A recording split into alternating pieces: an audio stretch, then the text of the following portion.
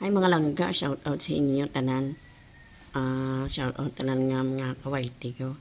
Ara nakita nyo na ano ni dahon ng ano na sa dahon sang biyabano o babana bala sa Ilonggo.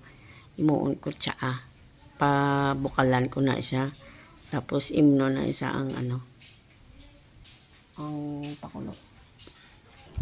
Nahugasan ko na sa 3 beses pero ano ko sa gyapon ginuluman kasi sa tubig para maano ang iyang mga alikabok ba o mga yabok sa ano sa Ilonggo. Ayan. Namit ni sa yaim nun pareho man sa lemongrass bala nga wala man bala hindi sa pait yung normal sa nga cham ano pa sa herbal. Ayan. Makarang dugay pa na sa nakon 30 minutes ko nga ginuluman sa tubig para maano ang iyang yabok o igo. Ano na siya?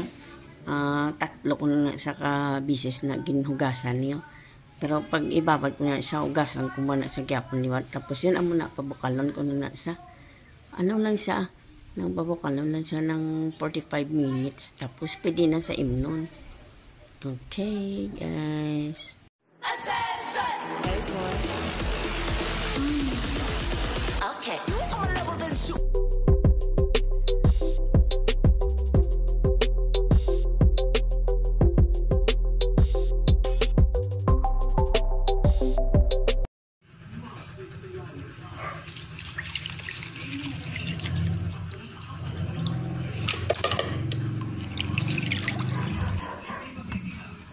Ay, ang buling mo.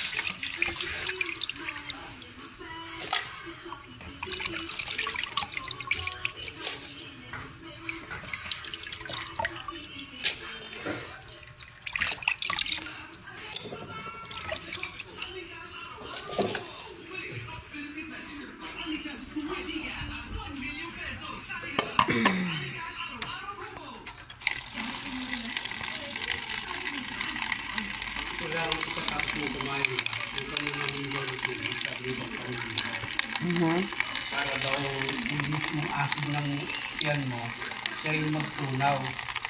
Kasi nakusinabay mo ng ng tubig, maghahalo-halo ng asin yung nasosaw.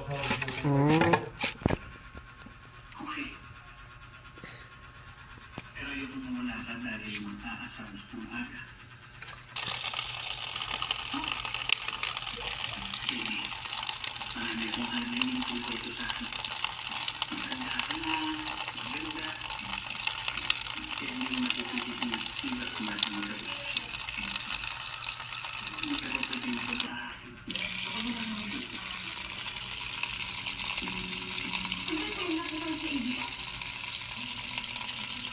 Okay, tama ni. Ay, tama ni yung sabaw. Okay, tingnan natin ang guyabano leaves. Ay, kainit. Ayun na. Ay, 45 minutes na. 45 minutes na, hindi pa. May 5 minutes pa. Ayun o.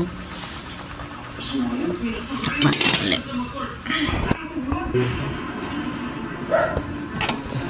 Pwede lang natin siya patayin. Ay.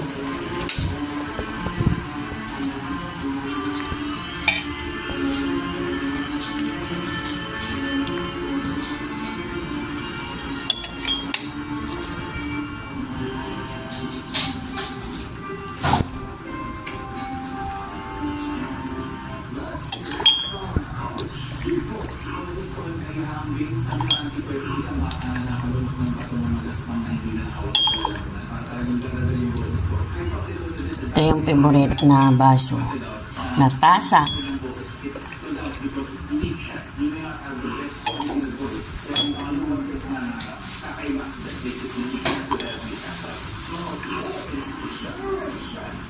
Ay, nakasama yung dahon.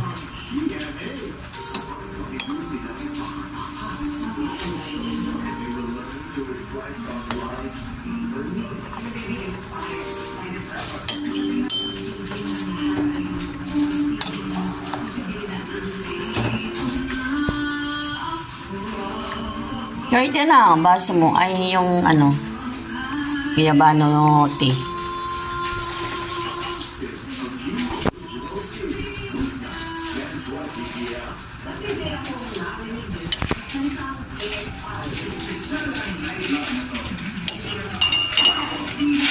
Nagdala yung dahon. Asan na yun? Ay.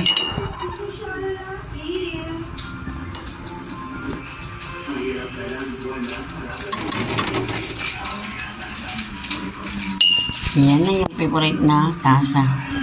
Nagmukha na, may mukha na naman siya, oh. Yan na yung Guyabano tsaa. Guyabano tsaa o tea. O basta tsaa. Yan.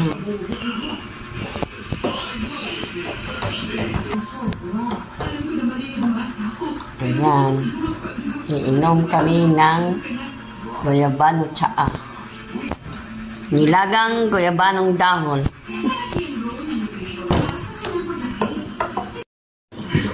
Mainit. Hindi ko pa naman kaya yung sobrang init.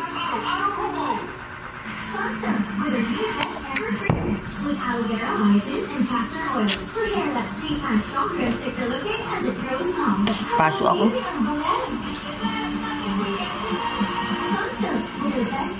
Nakainit.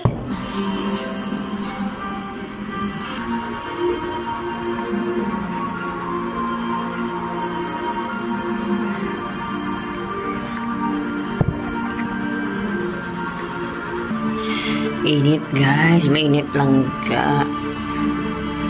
Mainit yung tsaa.